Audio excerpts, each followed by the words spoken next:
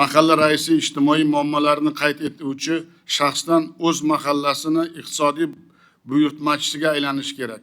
Bugun mahallada odamlarning muammosini hammadan yaxshi biladigan kim? Bu mahalla raisi. Lekin masalalarni mahalla hal qilish uchun resurs bankda, vakolati hokimlikda, imkoniyat vazirlik va idoralarda. Ya'ni raislar muammoni bilgani bilan uni yechimiga ta'sir o'tkaza olmayapti.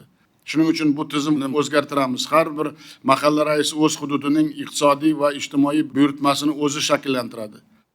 Misol uchun Quva tumani Yangi Quva mahallasida 865 ta hovli uy bo'lib 97 gektar tomorqasi bor.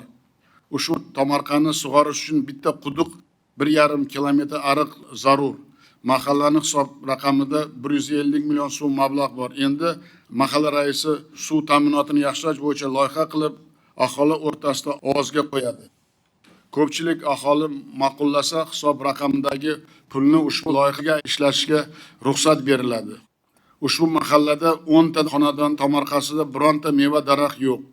2 gektar bog' eskirgan.